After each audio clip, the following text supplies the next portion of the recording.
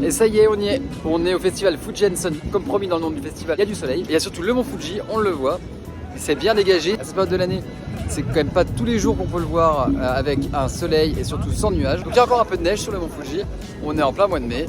Et voilà, il est beau, il est imposant, il va nous suivre pendant tout ce festival. Pas vrai, mensonge, mensonge. Bon, il est encore très tôt, il n'y a pas grand monde, il n'y a surtout pas beaucoup d'internationaux, pour ainsi dire, il n'y a que nous pour l'instant. Et vraiment, c'est un festival vraiment à taille humaine, hein. C'est un petit festival, il y a des petits stands, les scènes sont plutôt petites. Alors un truc que j'avais jamais vu, c'est que ici, on peut se poser avec sa chaise. Donc, près de la scène, vous pouvez vous poser avec votre chaise et regarder le concert. C'est un concept, c'est pas mal peut-être pour les personnes qui sont un peu âgées, sachant que c'est un festival qui est quand même assez familial, donc avec quand même une tranche d'âge assez large.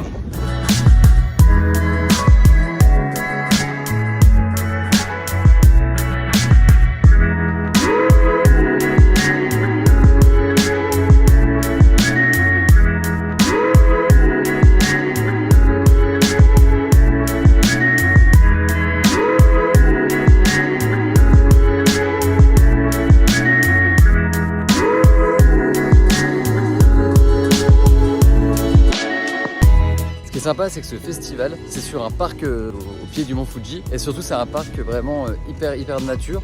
C'est vraiment très arboré, c'est très vert. On sent qu'on est dans un espace naturel et c'est pas genre juste on investit un espace avec des champs et c'est très aéré. Là, c'est quand même plutôt vraiment au sein de la nature, on est vraiment proche des arbres. On a vu que ce festival se veut un petit peu justement musique et nature, on est plein dedans. I say Fuji, you say sun. Fuji, Fuji, Fuji. Au niveau des artistes, il y a vraiment quand même un choix assez éclectique. On a autant de la pop que de l'instrumental.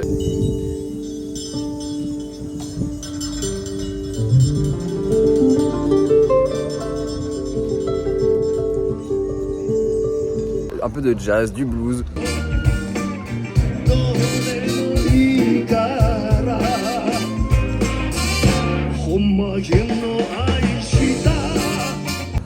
Du hip-hop aussi.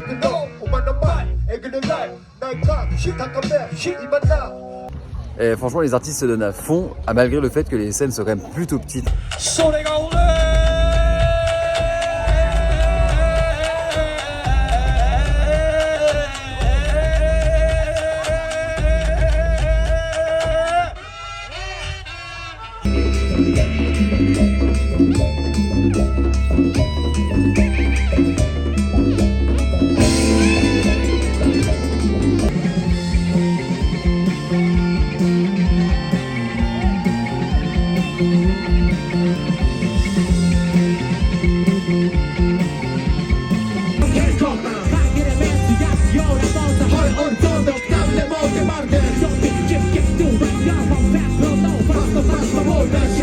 Vraiment sur un festival de petite taille, mais vraiment l'ambiance est agréable. Après voilà, c'est sûr, il y a des endroits un peu calmes. On est encore assez tôt dans la journée, là il est 15 h, on espère que ça va quand même bouger plus un peu vers le soir, mais l'ambiance est super sympa.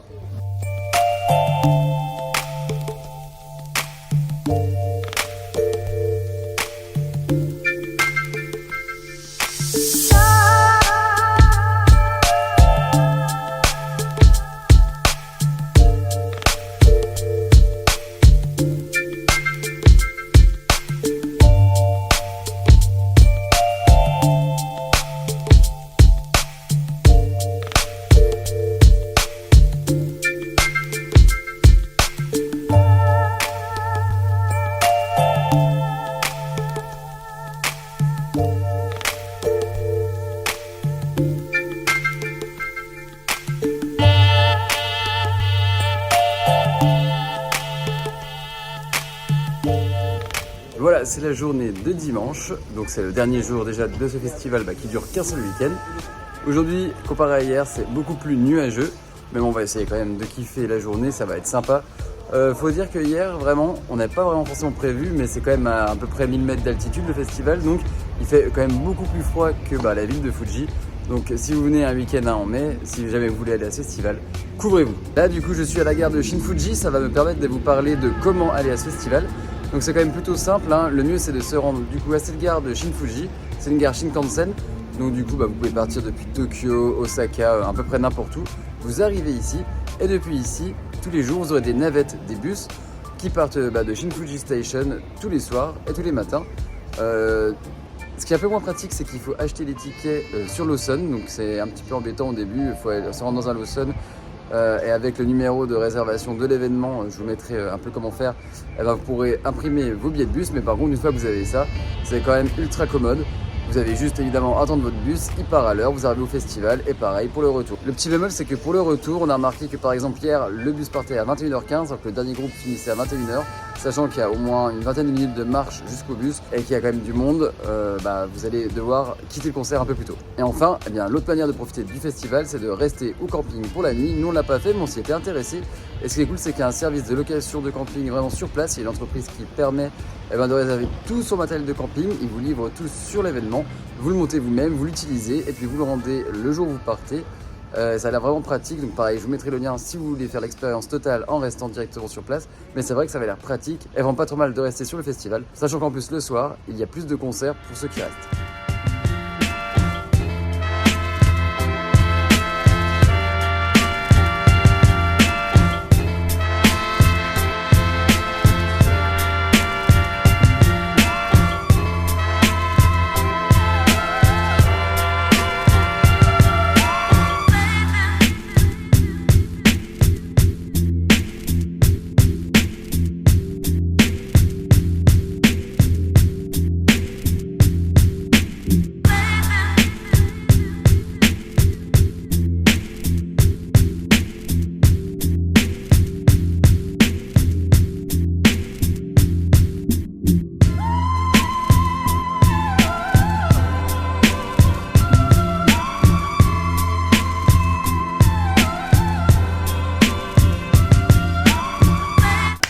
Alors voilà, j'espère que cette vidéo vous aura plu, qu'elle vous aura donné envie d'aller au festival Fuji and Son et qu'elle vous aura aussi donné toutes les informations pour vous y rendre. En tout cas, moi, mon point de vue sur ce festival, c'est que c'est mon premier au Japon. En tout cas, il était super bien organisé, très familial, et puis en même temps, on avait quand même une super vue sur le mont Fuji, même si effectivement, en mai, près de la montagne, le temps peut être changeant très rapidement. Mais sinon, en dehors de ça, le festival est hyper bien organisé au niveau de la nourriture, au niveau des boissons. Il y a vraiment tout ce qu'il faut et tout ce qu'on retrouve en général dans un festival de musique.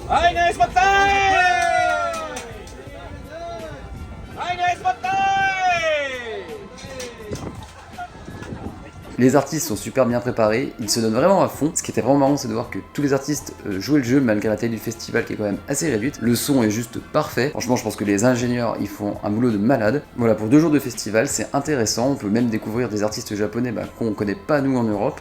Donc beaucoup de découvertes. Donc si vous êtes curieux, si vous voulez faire quelque chose un petit peu en dehors des sentiers battus au Japon, si vous voulez varier un petit peu ce que vous allez voir lors de votre voyage au pays, je vous conseille vraiment de faire un festival, et particulièrement celui-là, puisqu'il est pas loin du mont Fuji. En tout cas, voilà, c'est fini pour cette vidéo, j'espère qu'elle vous aura plu. N'hésitez pas à me suivre, à liker cette vidéo, à la partager autour de vous. Si vous avez des questions, n'hésitez pas à les mettre en commentaire, j'y répondrai. Allez aussi voir mon Instagram, j'essaie de mettre en avant pas mal de lieux au Japon qui sont hors des sentiers battus, avec un peu moins de tourisme. Voilà, moi j'adore découvrir le pays, et j'ai hâte de vous partager encore de nouvelles choses sur le Japon, parce qu'au final, il y a beaucoup de choses à y voir. Allez, moi je vous laisse là, prenez soin de vous, et à bientôt, ciao!